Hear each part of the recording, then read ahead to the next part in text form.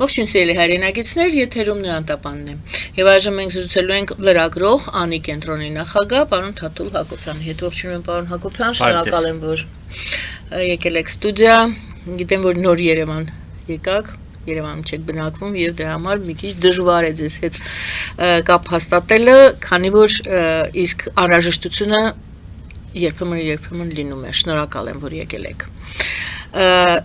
Խոսելու ենք ընտրությունների ընտրական ընթացքի մասին եւ այն խնդիրների, որոնք բացահայտվեցին այս ընտրությունների հետ կապված, առավել եւս որ դուք առաջարկներ ունեք դրա հետ կապված, թե օրենսգրքում ինչ փոփոխություններ պետք է լինեն։ Սկսենք ամենաառաջին խնդրից, որի մասին շատ խոսվեց, դա երկխաղացության մասին խնդիրն է։ Ինչ պարտավորություններ, պարտականություններ եւ իրավունքներով պետք է օժտել գոնե ընտրությունների տեսանկյունից երկխաղացություն ունեցող մեր հայրենակիցներին, ձեր կարծիքով։ Շնորհակալ եմ այս հնարավորության համար։ Գիտեք, մի ժողովուրդ, որի միայն 2.5 միլիոնն է բնակվում Հայաստանի Հանրապետությունում, իսկ մյուս մասը տարբեր թվեր են ասում, չգիտեմ 5 միլիոն, 7 միլիոն, 10 միլիոն, բայց ակնհայտ է, որ առնվազն մի 2-3 անգամ էլ հայություն, այդքան հայություն մենք ունենք դրսում, եւ դա շատ կարեւոր ռեսուրս է, եւ պետք է այդ ռեսուրսը ճիշտ օգտագործել, լավ օգտագործել,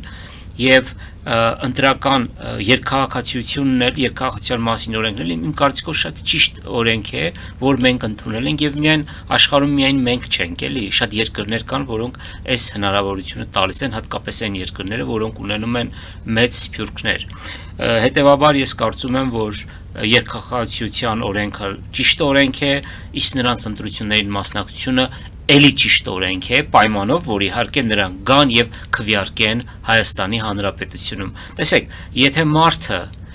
պատրաստ է, ասենք $1500 գումար ծախսել եւ Նյու Յորքից կամ Լոս Անջելեսից գալ Հայաստան, այստեղ մի քանի օր մնալ, դրամ ծախսել եւ նաեւ իր ուզած տեխնազուին քվեարկել, ես կարծում եմ դա արդար է։ Մանավանդ այդ մարդը վստահաբար ամեն օր հետևում է Հայաստանի իրադարձություններին, վստահաբար իր 1 կամ 5 տարին մեկ գալիս է Հայաստան, ինչ որ օգնություն է բերում, ապրում է այս երկրում։ Ես կարծում եմ, որ այս ամեն ինչը ճիշտ է։ Գիտեք, մեր մոտ այսպիսի մի բան եմ ես նկատել, հենց որ մի բան կա, որ իշխանությունների քիմքին հարիր չի կամ իրանց դեմ աշխատում, ասում են եկեք փակենք, լավ չի, սա լավ չի։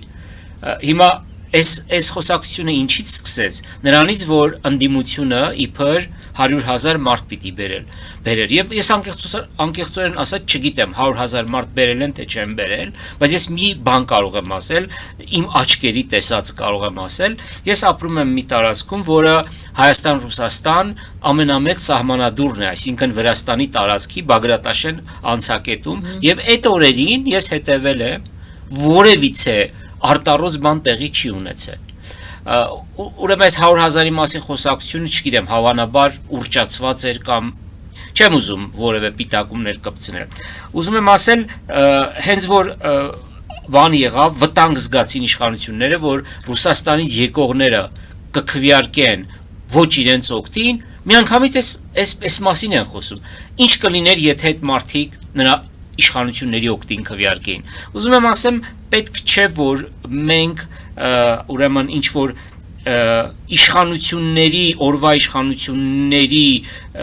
օրվա իշխանություններին ավելի կարևորություն տանք, քան մեր պետությանն ու պետականությանը, հասկանում եք։ Եվ այդ իմաստով կարծում եմ պետք չի որևիցե բանի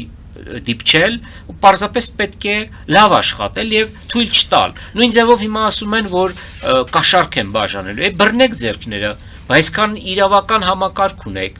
այսքան մարդ ունեք, եւ իդեպ, քանի որ խոսք է բացում սրա մասին, իսկ ում են քվեարկում, ասենք մեր ոստիկանությունը, մեր բանակը եւ մեր իրավակարգի աջակիցները, ում օգտին են քվեարկում։ Ես կասկած չունեմ, որ միշտ էլ քվեարկում են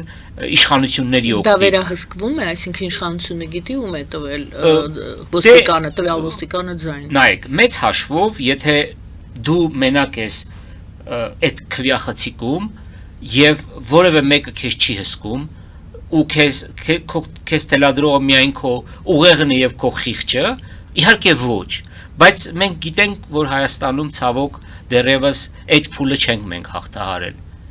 որ վստահ լինենք, որ մեր ոստիկանը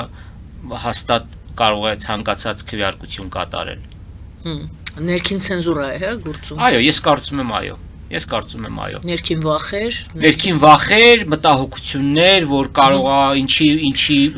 ինչի հանկարծ մի հատ սարք դրած չլինի, նկարեն, բռնեն, գործից հանեն, ազատեն, հազար ու մի բան կա։ Մանավանդ որ ընդդիմությունն էլ մի տես իշխանություն, ոչ ընդդիմություն մի հատ շատ սիրելու բան չեն, էլի, որ հատու հանուն դրա մարդը գնա զոհաբերություն անի, ասի հա ուրեմն ռիսկի կդիմեմ։ Երկհաղորդակցության թեման որպեսզի ավարտենք, այո, ճիշտ նշեցիք, ցավոք կարևոր հարց է մեր հասարակության համար, մեր ազգի համար, որովհետև մեծ մասը դուրսն է ապրում, բնակվում, բայց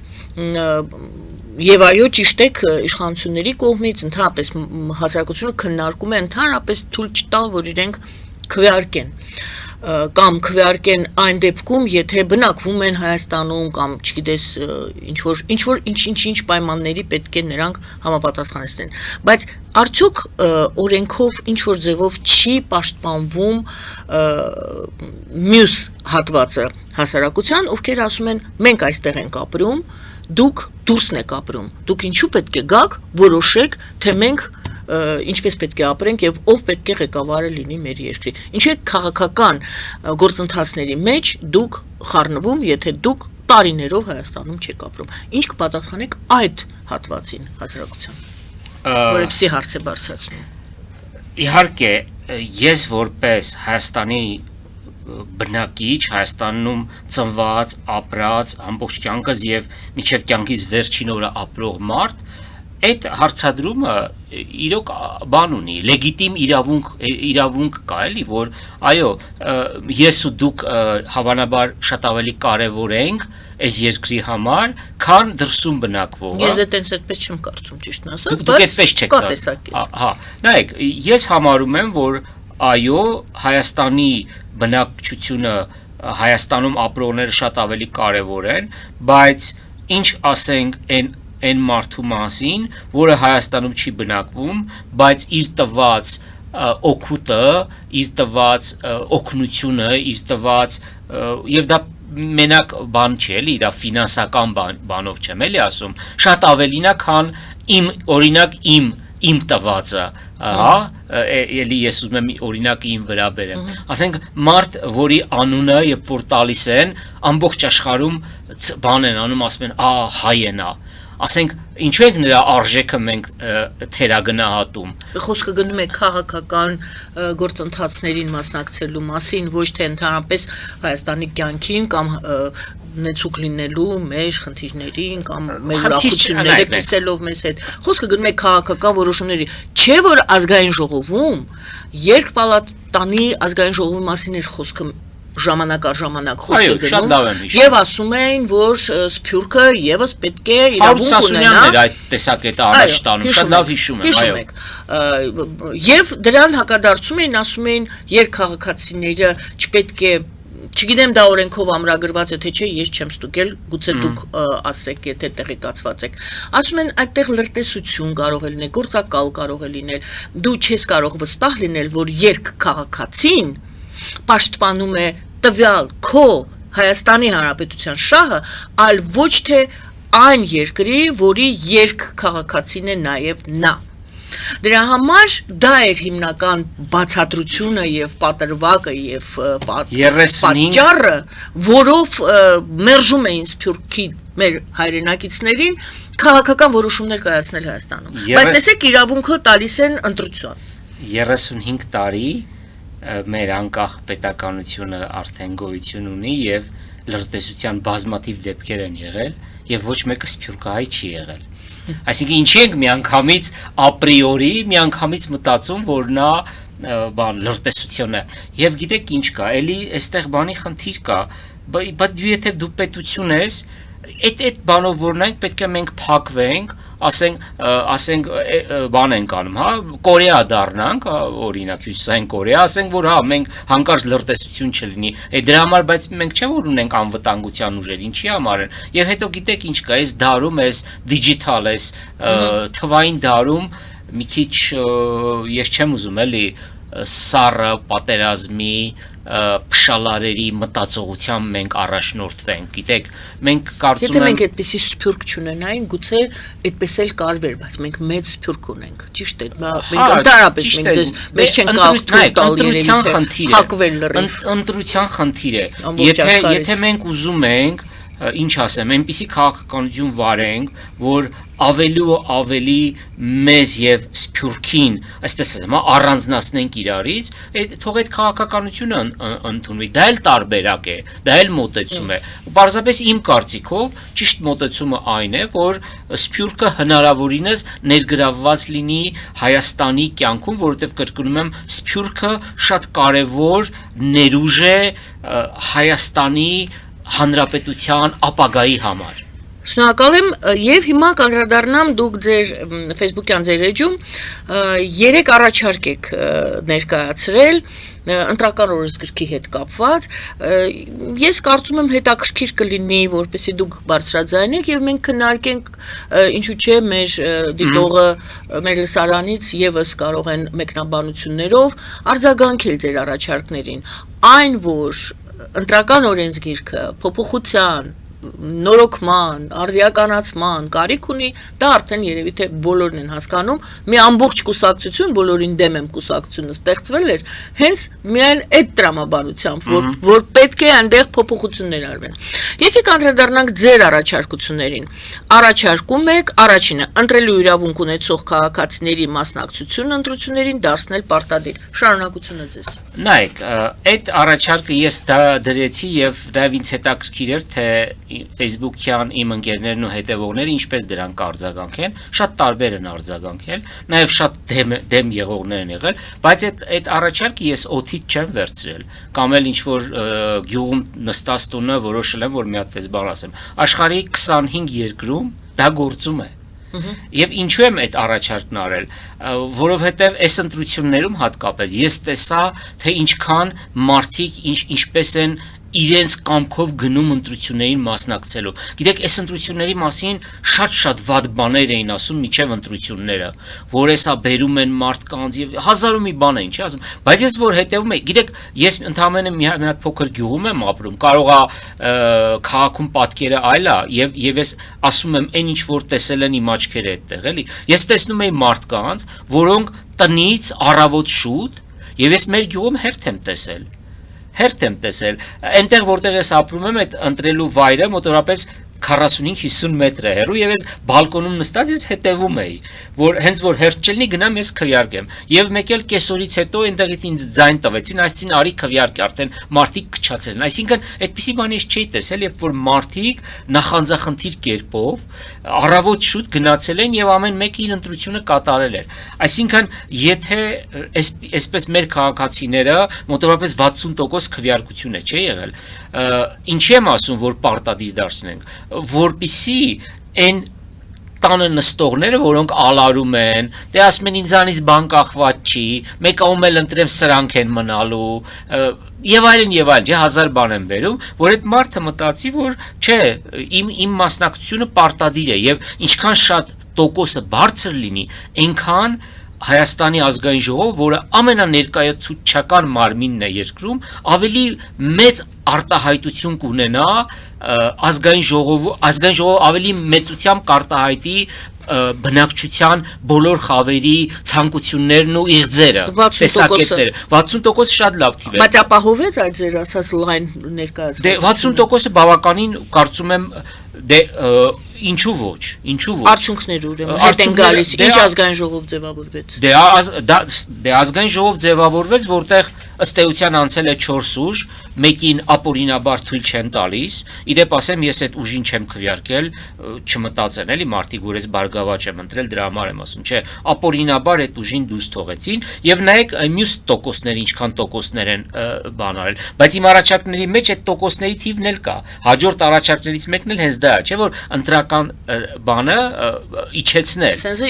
իջեցնել, այո, 1%, եւ եթե այդպես մենք նայեինք, մենք կտեսնեինք, թե քանի կուսակցություն կունենայինք, ճիշտ է, իրանք այդ կուսակցությունները ընտրական քաղաքական գործընթացների վրա մեծ ազդեցություն չէին ունենա, բայց պատկերացրեք մի ազգային ժողով, որտեղ կա 3 ուժ, պիտի 4-ը լիներ, բայց դրա կողքին մենք ունենայինք նաև այդ ազգային ժողովում միասնության թևերից, 1-2 պատգամավոր չգիտեմ ինչպես կբաշխվեն, եւ 3 կուսակցություն 2%-ն անցել են եւ մոտ էին, մի տոկոսից անցնողներ կար, ուզում եմ ասել, սա էլ առաջարկներից երկրորդը դա էր, որ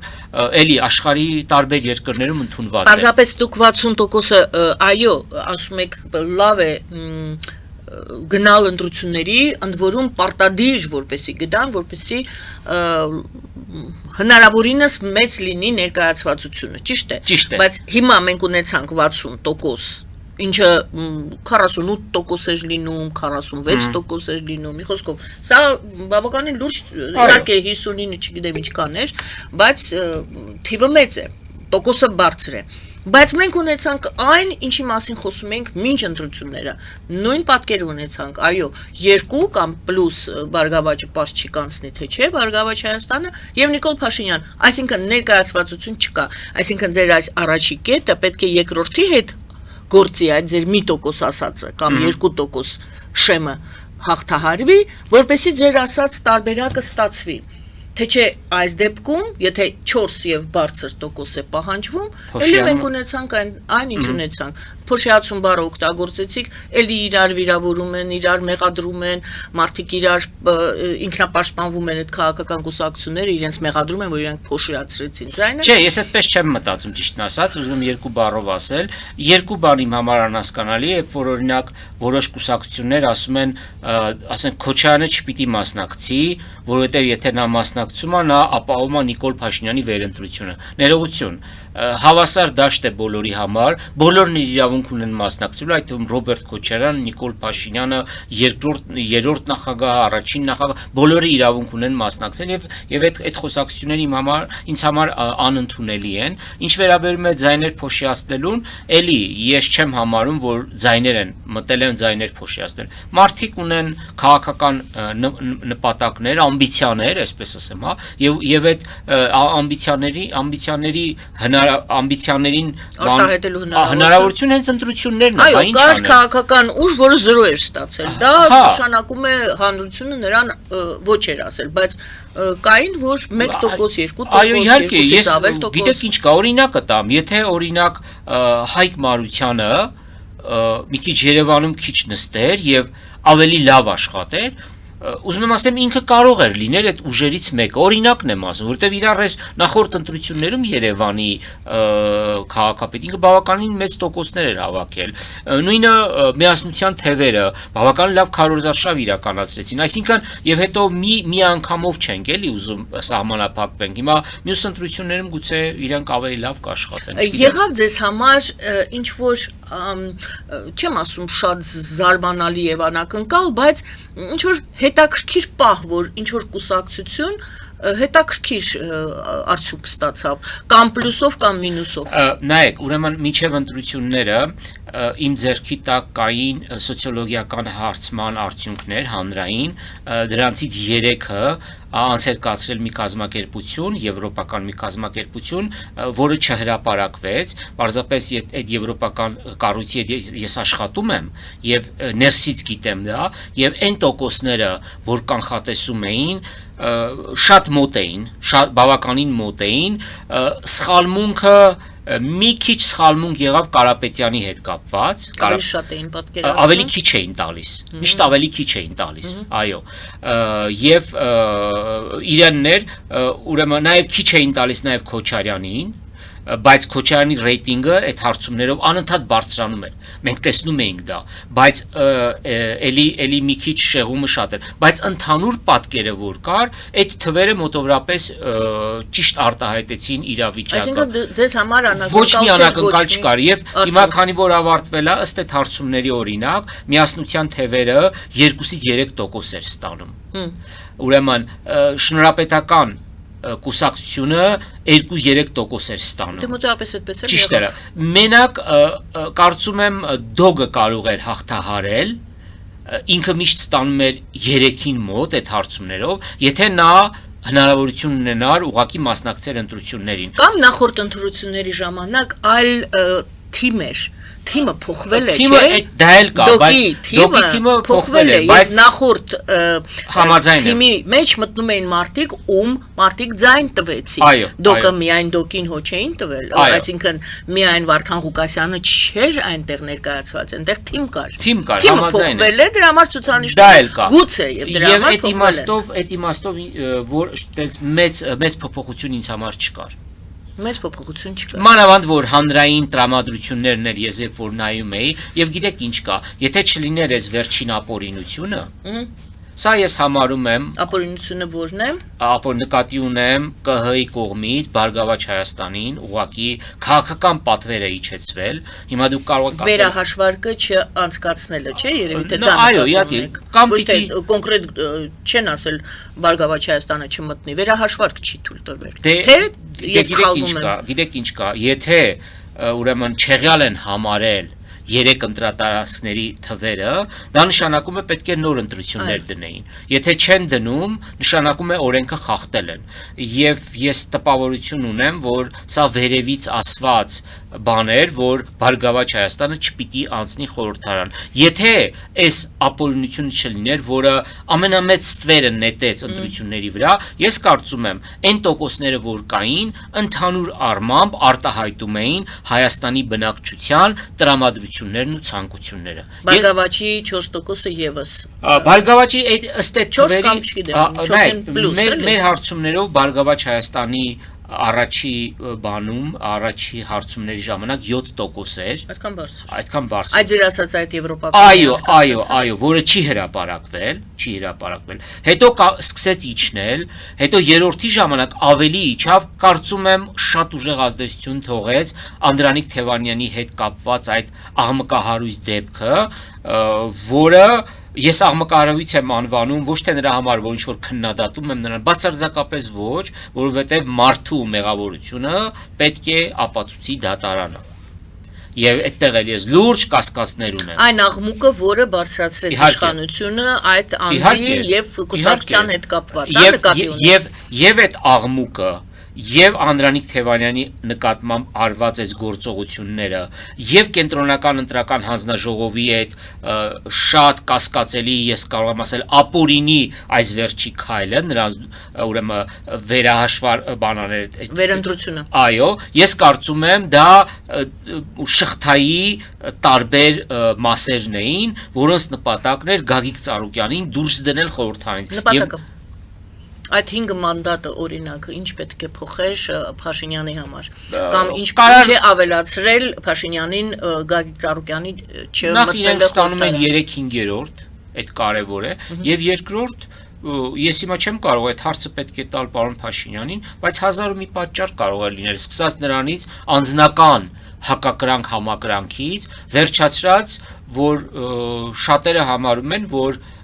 մեր օլիգարխիան կամ գործարարները չպիտի պաշտպանված լինեն ազգային ժողովի մանդատով անձեռնմխելիությամբ օրինակ։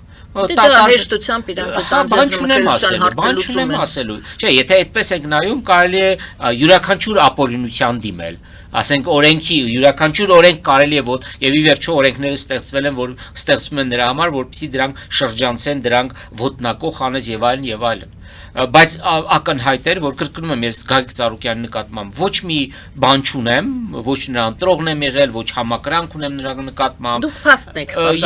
Ես փորձում եմ փաստն եմ ուզում եւ ես այդ բաները ցույց տվեցի, այդ կետերով նշեցի ցույց տալու համար, որ ամենավերևից խնդիր էր դրվել բարգավաճին դուրս թողնել այս խորհրդարանից։ Ձեր կարծիքն է դա։ Այո, իմ կարծիքն է։ Հաջորդ ձեր առաջարկը, որպեսզի ընտրություններից առաջ չստեղծվեն կուսակցություններ զուտ ընտրություններին մասնակցելու համար։ Այո, ընտրական օրենսգիրքը պահանջում է, որ կուսակցություն պետք է լինի, որպեսզի մասնակցի ընտրություններին, ճիշտ է։ Եվ դա բերում է ինչ-որ աբսուրդ իրավիճակի, մի քանի ամիս դրանից առաջ։ Դրա համար ես մի կողմից իհարկե այստեղ վիճահարույց է, որ մենք ինչու ենք արհեստական բան ստեղծում, հա, ինչու արգելք ստեղծում մասնակցելու, բայց դե եթե դու իրոք կուսակցություն ես լուրջ ես, ապա գոնե պիտի ունենաս մի 5-6 տարվա բան, չէ, անցյալ պիտի ունենաս, որ կա։ Եվ թիմ իրենք ընկած հավաքում էին իրենց ծանոթ բարեկամներին ցուցակ ապահովելու համար կուսակցության, ճիշտ է։ Հենց դա է, այսինքն մարդը, որը ունի անձնական ամբիցիաներ, որը չի ուզում կամ չի կարողանում այլ ցուցակ մտնել, այստեղ հիմա արդեն գիտեք ինչ կա, խոսակցություն կարող ենք տանել, արդյոք ճիշտ է, որպեսզի մենք չունենանք միամանդատ համակարգ նաև, այսինքն ժամանակին հիշում եք, չէ՞ ինչպես էր, նաև մեծամասնական, այո, մեծամասնականը կար։ Հիմա երբ որ դա հանել ենք, մարդիկ պետք է ստիպված լինեն կամ մտնեն որևէ կուսակցության մեջ կամ իրենք ստեղծեն կուսակցություն։ Դրա համար էր, բայց գիտեք, ես իմ առաջարկը ընդհանրապես մտորելու համար էի ասում, որպեսզի մենք մտորենք այս մասին, որտեվ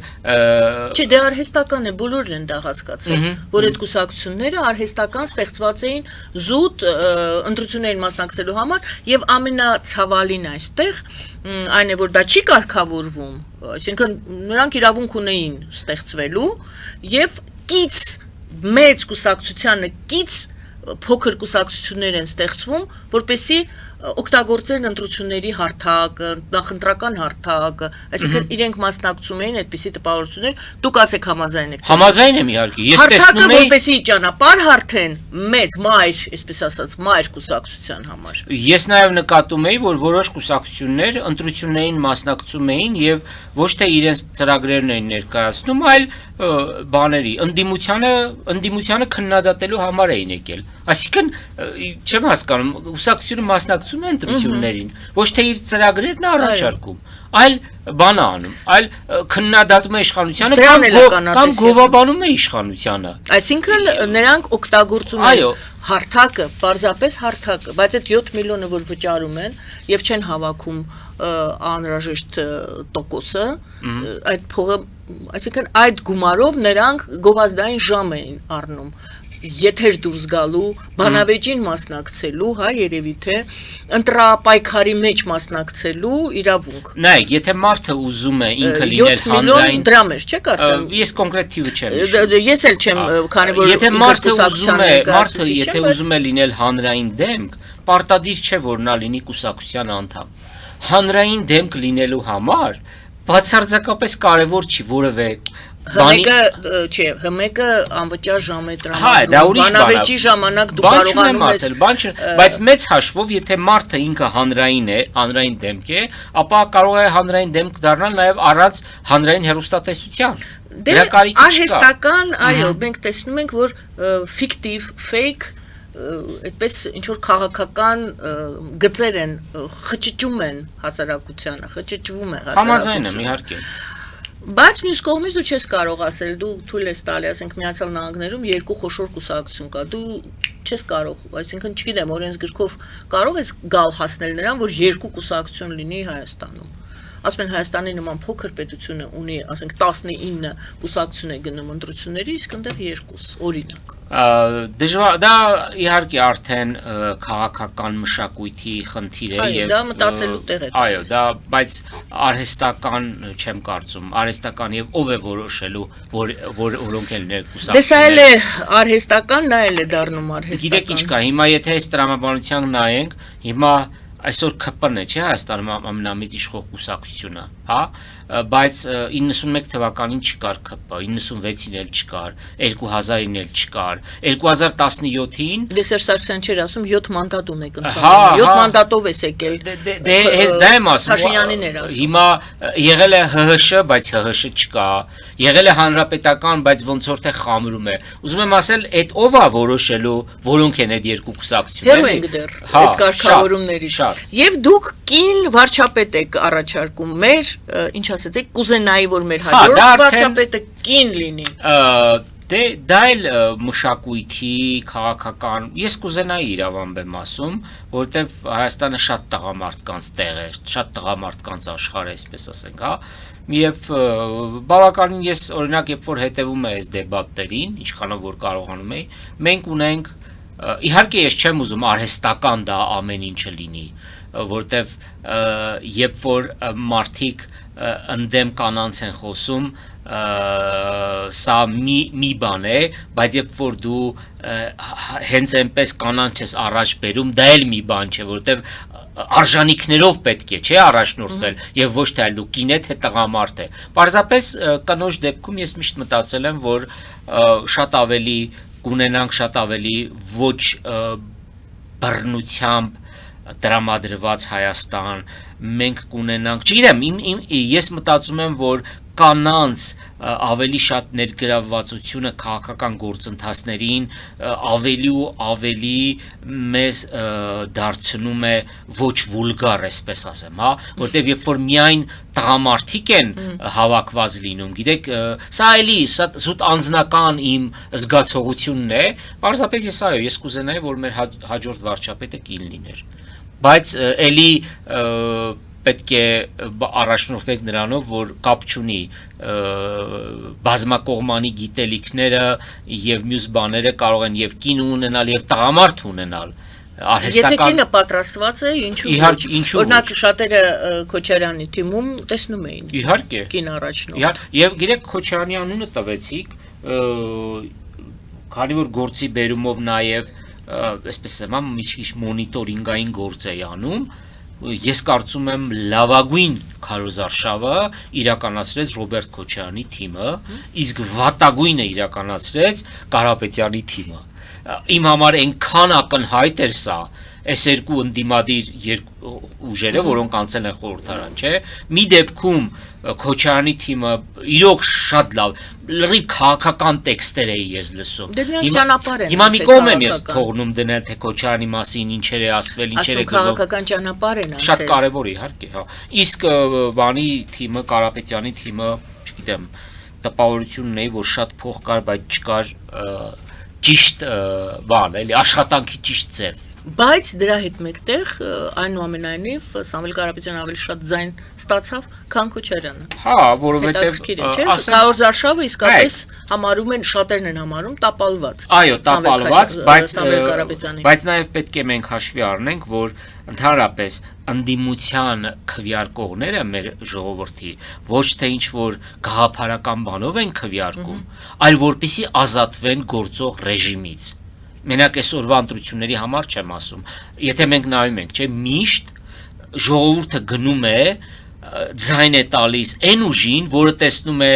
ամենաշատ ընդդիմության մեջ ամենաշատ ձենը կհավաքի, մտածելով, որ այս ձևով կարող ենք ազատվել օրվա իշխանությունից։ Եվ այս է պատճառը, որ Սամվել Կարապետյանը այդքան շատ ձայն հավաքեց։ Անկախ նրանից, թե քարոզարշավը լավ էր թե ոչ։ Այո, բայց կրկնեմ, աղետալի քարոզարշավ էր ուղղակի։ Շնորհակալ եմ Գովազդ հայտարարանք եթերում վերադառնանք տաղավար շարունակենք զրույցը Գովազդ է եթերում սիրելի բարեկամներ մնացեք մեզ հետ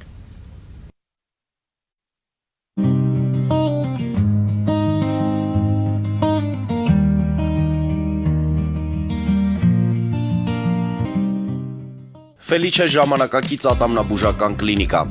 այստեղ հարմարավետությունն ու խնամքն առաջնային են այստեղ կիրառվում են ատամնաբուժական ամենաժամանակակից տեխնոլոգիաներ ճշգրիտ ախտորոշում, արդյունավետ բուժում, նուրբ փորձառություն եւ անհատական մոտեցում։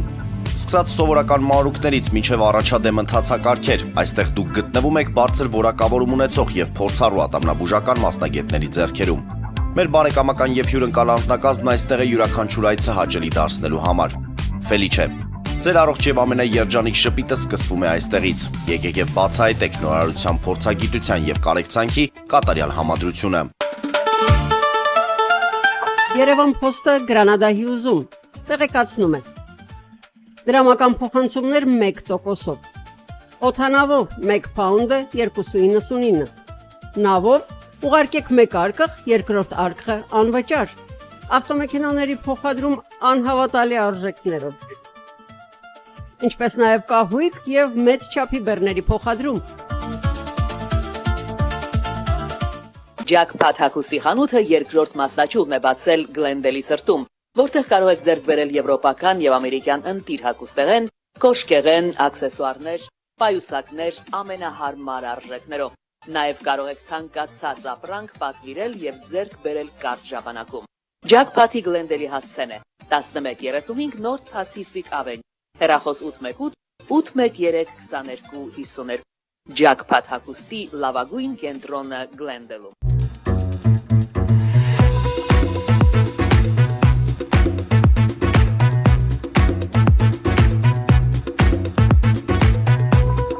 Արարատ ռեստորան, ընտանեկան եւ ընկերական ժամանցի լավագույն հասցե, սիրված արտիստներ, հյուրընկալ մթնոլորտ, հարուստ ճաշացան, անմահական խորտիկներ։ Արարատ ռեստորան, հասցեն անփոփոխ, սիրով սպասում ենք ձեզ։ Լավագույն պաղպաղակ, բնական, համեղ եւ մատչելի գներով պաղպաղակը կարող եք ձեռք բերել բոլոր հայկական խանութներում։ Պահանջեք հայկական պաղպաղակ, Թամարա պաղպաղակ։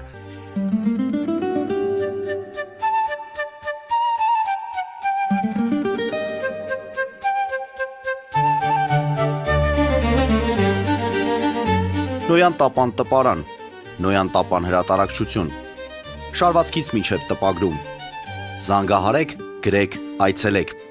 միասին պատրաստենք ձեր գիրքը, ամսագիրը կամ թերթը, որտեղ նշվելու է, տպագրված է Նոյան տապանում։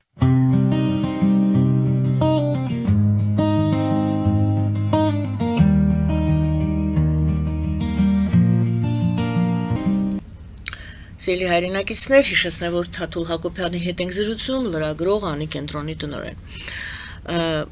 Ռուսաստանը 2 օր առաջ, Ռուսաստանի արտգործնախարարությունը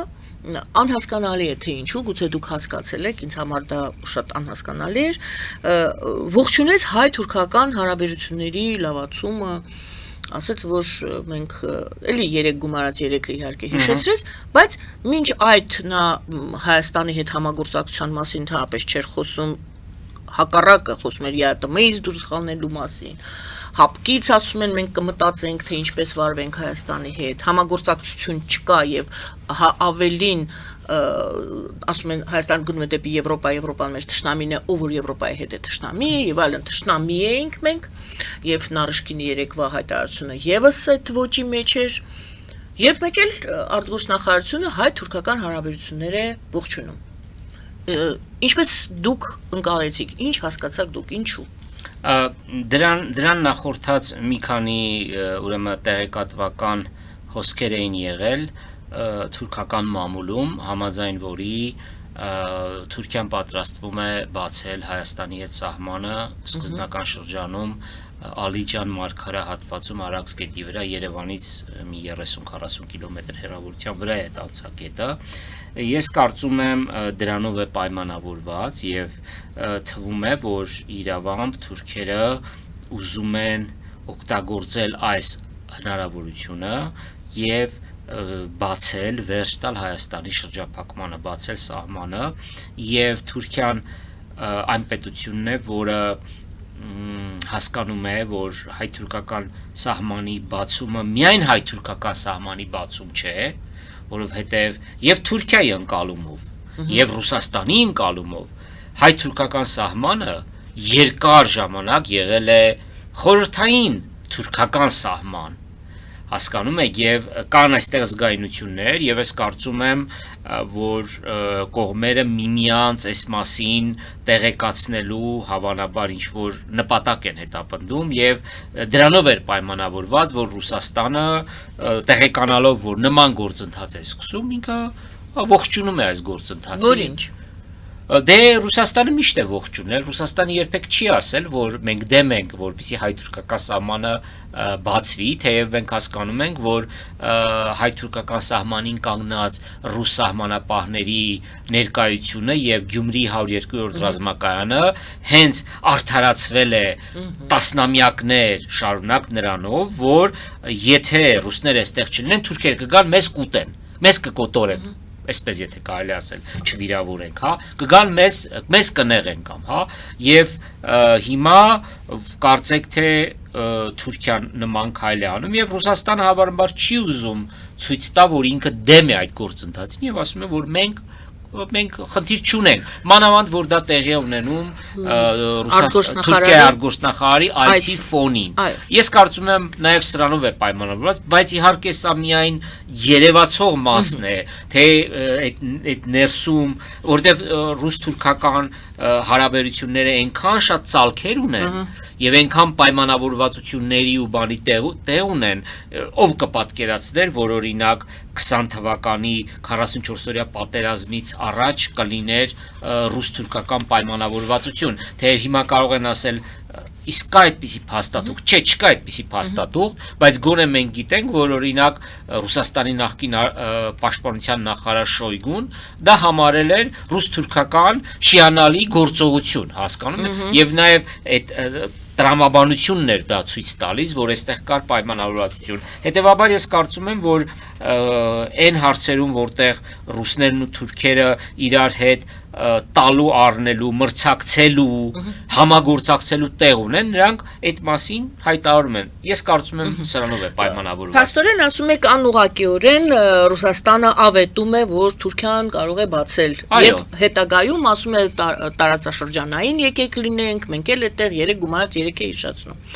Լավ, հայ-թուրքական սահմանը ճիշտ է, Թուրքիան է փակել, բայց Ադրբեջանը իր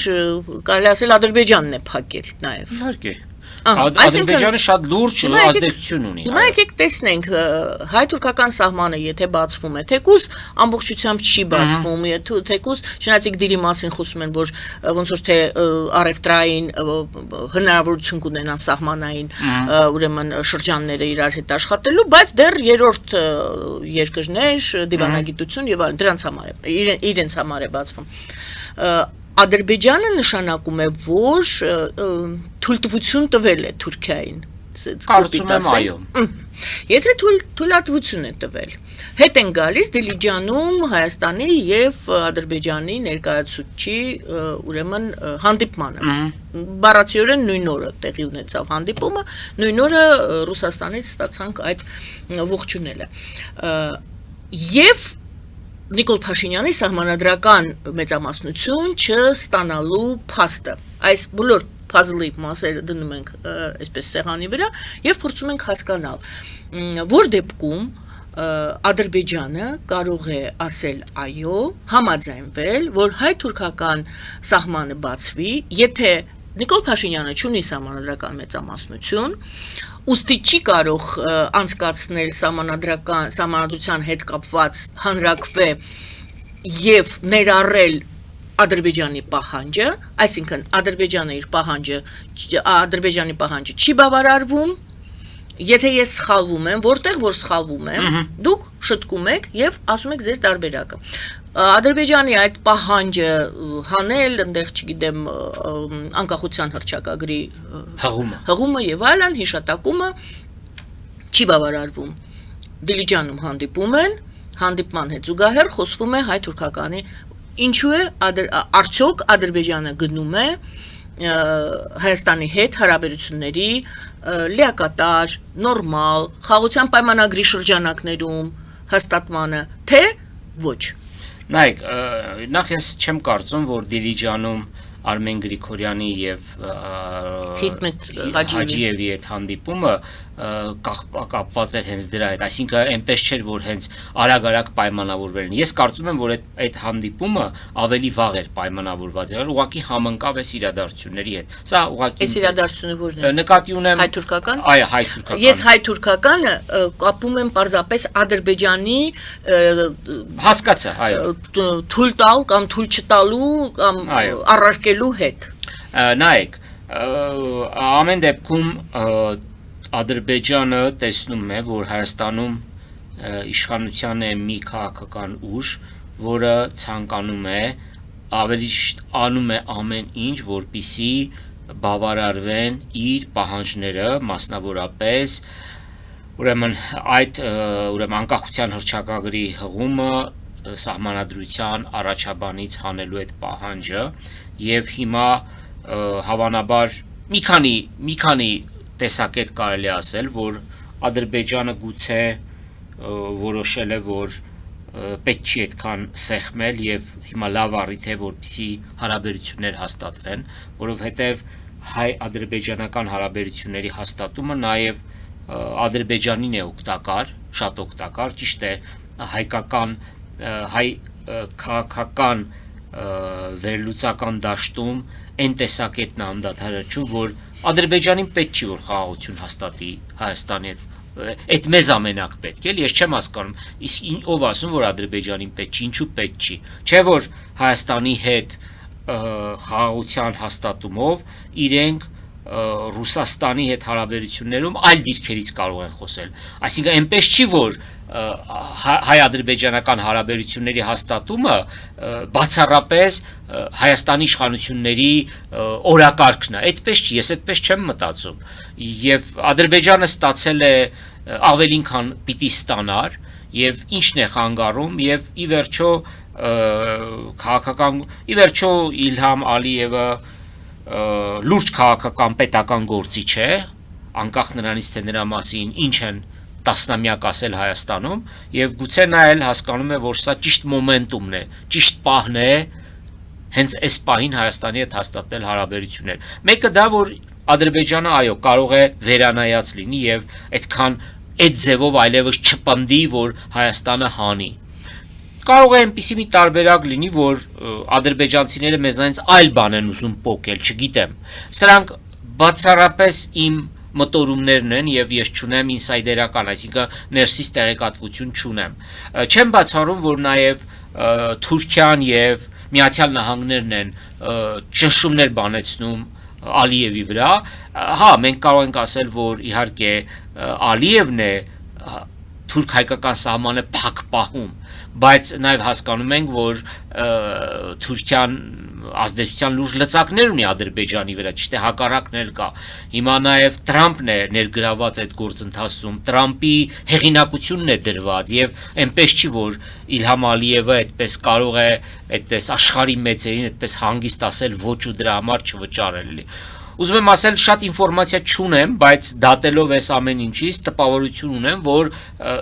եկել է մի ժամանակ, որ եւ Ադրբեջանն է ուզում եւ Հայաստանն է ուզում։ Հիմա չեմ բացառում նաեւ, որ Հայաստանը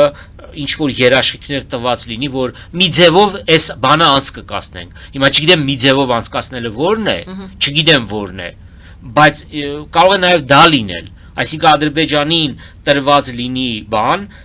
գարանտիաներ, երաշխիքներ, որ հաստատ մենք դա անելու ենք։ Եվ հիշում ենք, չէ, Նիկոլ Փաշինյանն ինչ էր ասում էր, եթե չստանամ սահմանադրական մեծամասնություն, սեպտեմբերին աղետալի պատերազմ է լինելու։ Հիմա ճիշտ ժամանակն է հարց տալու, լինելու է թե չի լինելու աղետալի պատերազմ։ Լրագրողները, կարծեմ լրագրողներից մեկը հարցրեց նրան, նա ասեց այս պահին խաղաղություն է։ Խաղաղություն է։ Նա արձանագրում է, որ խաղաղություն է։ Դե խուսափեց ուղիղ հարցին այն ժամանակ երբ որ պետք էր սեփական քաղաքացիներին վախեցնել պատերազմով, Ալիևով, դա անում էր։ Հիմա պետք չի, էլի մնացել են իշխանության, դա չի անում։ Ես կարծում եմ, այստեղ շատ մեծ գաղտնիք չկա, էլի այստեղ շատ པարզ, ուրեմն բան է, նախընտրական բան էր, հնարք էր դա ընդամենը, պարտություն կրած արհավիրքի միջով անցած ժողովրդին վախեցնել սեպտեմբերին սպասվող աղետալի պատերազմով։ Ավարտենք մեր զրույցը այն նույն հարցով, ինչից որ սկսեցինք, ընտրություններով։ Կարելի է համարել ձեր ընկալմամբ, էլի ինֆորմացիա գուցե չկա, որ ընտրությունները ավարտվեցին, այո, ինչ-ինչ դժգոհություն, բողոքի ակցիա գուցե, բայց ոչ մարդաշատ, կարող է տեղի ունենալ, բայց արդեն մենք կարող ենք խոսել այն հարաբերակցության մասին, որը հաստատվեց կենտրոնական ընտրական հանձնաժողովի կողմից եւ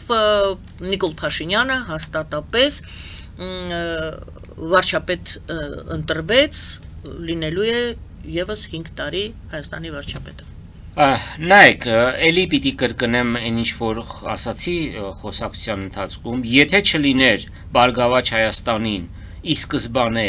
ազգային ժողովից դուրս դնելու հետևողական ջանքեր իշխանությունների, ես կընկալեի, որ այս ընտրությունները հիմնականում գերազանցապես արտահայտում են